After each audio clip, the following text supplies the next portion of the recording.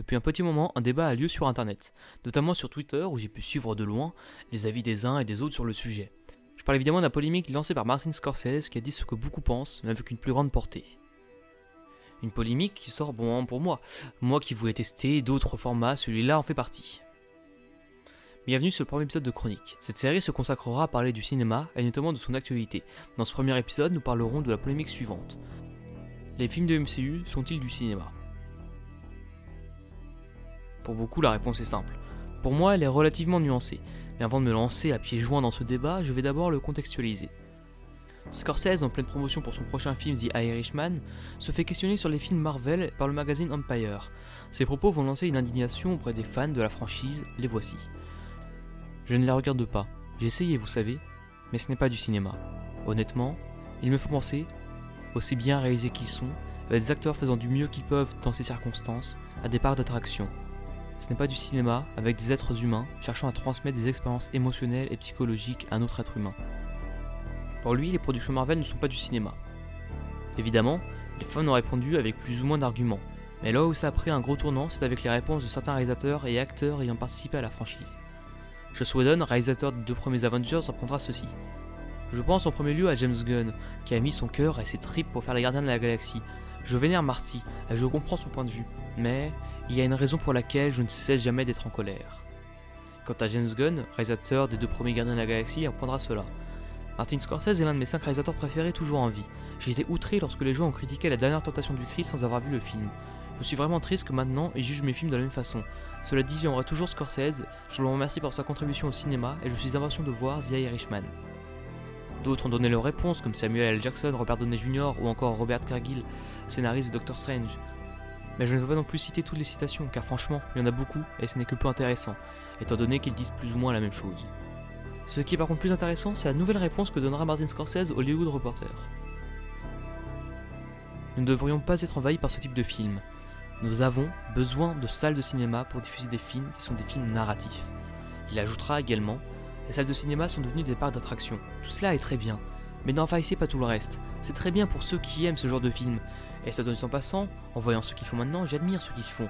Mais ce n'est tout simplement pas mon genre, cela crée un autre type de public qui pense que le cinéma c'est ça. Je considère maintenant l'introduction comme étant assez longue comme ça, et par conséquent je ne parlerai pas du point de vue de Francis Ford Coppola ou encore de celui de Ken Loach, car là n'est pas le point de ma vidéo. Ma vidéo va consister à donner mon point de vue et non pas relater chaque fait qui ont touché de la polémique de près ou de loin, donc commençons. Ce n'est pas du cinéma. Donc voilà plus ou moins sur ce quoi la vidéo va porter. Comme dit précédemment, mon point de vue sur la question est relativement nuancé, car oui, factuellement c'est du cinéma, il y a des réalisateurs, des acteurs, des scénaristes, des constructions scénaristiques, etc. Mais là où mon point de vue ressemble à celui de Scorsese, c'est là. Ces films n'ont rien de personnel, ces longs métrages sont aseptisés, elles ne délivrent rien, aucune émotion, elles ne font pas grandir le spectateur, j'ai envie de dire. Là où l'art se doit d'être un moyen d'expression pour des auteurs, le MCU n'en fait rien, et propose uniquement un genre de grand divertissement. Et ce n'est pas mal, non, je ne dis pas ça, mais c'est pour ça que Scorsese a rapproché les productions de Marvel Cinematic Universe à des parcs d'attractions, car ce n'est rien d'autre que du divertissement. Avant ces polémiques, mon point de vue était le suivant. Le MCU, ce n'est pas des films, mais une série télé à gros budget. Car pour moi, la réalisation était celle d'une série. Aucune envergure, aucune prise de risque, rien.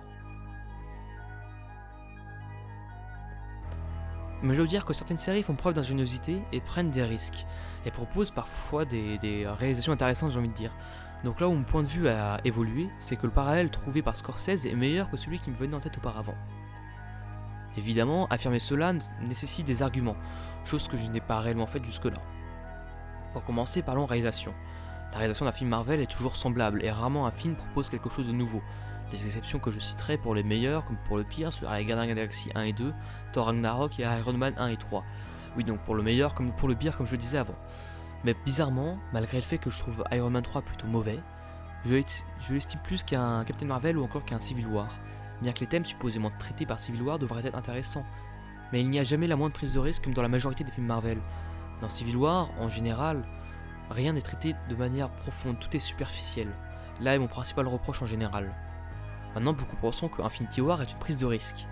J'aurais tendance à dire non, et que Infinity War n'est complet que grâce à Endgame. Mais il y a des morts dans Endgame, cela pourrait être considéré comme une prise de risque. Moi j'aurais plus tendance à dire que non encore une fois. Car faire mourir des personnages, ça arrive tout le temps tout simplement. La seule différence c'est que ces personnages on les voit depuis longtemps, et que ça crée un lien sentimental superficiel avec ceux-ci. Et au bout d'un moment, il faut renouveler ces attractions, donc l'entreprise Marvel a décidé de les renouveler. C'est tout. Bien sûr, d'un point de vue purement factuel, je ne considère pas les films Marvel comme des daubes infâmes. En réalité, je les trouve quasiment tous juste moyens, voire un peu mauvais. Ou très mauvais selon le très rare cas. Et ça fait partie des problèmes. Aucun n'a pour moi de prise de risque, c'est-à-dire que aucun ne prend le risque de déplaire. Thor 2 par exemple, c'est probablement le film considéré comme le plus mauvais de la franchise par nombre de personnes. Mais ce film a tout fait pour plaire, et n'a jamais pris le moindre risque lui non plus. Et ça me dérange profondément. De plus, la chose qui me gêne encore plus, c'est la place que les films à gros budget prennent dans le cinéma actuel. C'est-à-dire que les studios mettent tout leur argent au service de ces gros films, possédant que rarement des auteurs. Elles ne donnent que peu de moyens pour les petits auteurs. Mais là je dérive, bien que je considère que le MCU participe grandement à ces destructions, et en cela je trouve que ça pose problème. Évidemment, je n'ai pas de problème quant à l'existence du MCU. Ce qui me pose problème, c'est ce que implique son existence, et les conséquences qui vont avec. Car tous les gros studios copient de plus en plus le mode de production du MCU, ce qui amène à empirer ce que j'ai énoncé précédemment, c'est-à-dire donner naissance à des blockbusters sans âme. Il y a toujours des exceptions. Mad Max Fury Road par exemple reste pour moi l'un des films les plus marquants de la décennie, et c'est un blockbuster. La différence c'est qu'il y a un auteur derrière, et celui-ci a des idées de mise en scène, des choses à montrer. Là est la différence avec le MCU. À ce moment de la vidéo, vous devez vous dire que je ne suis qu'un mec qui déteste le MCU et rien d'autre. Vous avez tort. Il faut savoir que je suis plutôt jeune. J'ai 21 ans, donc j'ai suivi le MCU depuis ses débuts avec Iron Man. Et j'ai vu tous les films sortis jusqu'à présent. Pourquoi? Alors que je les trouve au mieux moyen. La réponse elle est simple. La machine a fonctionné, c'est tout. Ça marquait une partie de ma jeunesse et j'ai pendant un moment considéré les films du MCU comme étant du cinéma intéressant. Puis ma curiosité m'a fait aller dans des contrées différentes et j'ai découvert un nombre de réalisateurs. Puis quand je suis revenu sur le MCU, j'ai découvert à quel point j'étais aliéné. Et je le suis encore, la preuve, malgré tout ce que j'ai dit précédemment, je continue de les voir par pur souvenir d'enfance. Bon, la seule différence c'est que j'ai arrêté d'aller les voir au cinéma. Mais revenons à nos moutons, j'ai l'impression d'être parti dans tous les sens, désolé c'était un nouveau format, donc je suis un peu en roue libre, et du coup je plains un peu mon moi du futur qui fait le montage, qui doit retirer toutes les choses pas intéressantes que j'ai dites, il doit en avoir un paquet à mon avis. Donc Marvel, est-ce juste du divertissement à l'image des parcs d'attraction ou est-ce plus? Eh bien, navré de le dire, mais pour moi, ce n'est que du divertissement. Je ne dis pas que c'est mal, mais pour moi, cela a un effet négatif sur le cinéma et ça pousse certaines personnes à considérer le cinéma comme étant ce que fait Marvel et rien d'autre. Cela a généré un autre type de demande sur quelque chose qui n'est que pur divertissement et le cinéma comme l'art en général, ce n'est pas ça. L'art est un moyen d'expression, quelque chose qui amène les auteurs à faire part de ce qu'ils veulent dire, de ce qu'ils veulent exprimer, et à questionner la personne qui contemple l'œuvre de l'auteur.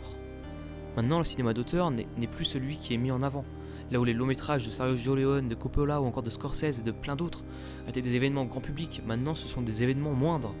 Une personne qui ne va que rarement au cinéma n'ira probablement pas voir le dernier Coppola par exemple, là où ces métrages étaient de réels événements à l'époque. Évidemment, les temps changent et je ne dis pas forcément que c'était mieux avant. Car le avant, je ne l'ai pas vécu en fait. Mais quand même, de loin, de mon point de vue de jeune personne, le cinéma d'avant avait l'air plus ouvert aux auteurs. Peut-être je me trompe, mais je pense que le public n'est plus autant ouvert au cinéma d'auteur. Le dernier exemple que j'ai en tête, c'est Ad Astra de James Gray, qui est un film d'auteur à gros budget. Chose rare, mais il n'a pas attiré les foules et n'a pas rapporté énormément comparé à son coût de production. Mais ça reste tout de même le plus gros succès de James Gray au cinéma. Mais leurs choses ne sont peut-être pas pour le pire. Ceux de l'avenir nous le dira après tout. J'aurais que peu de choses à dire si ce n'est cela.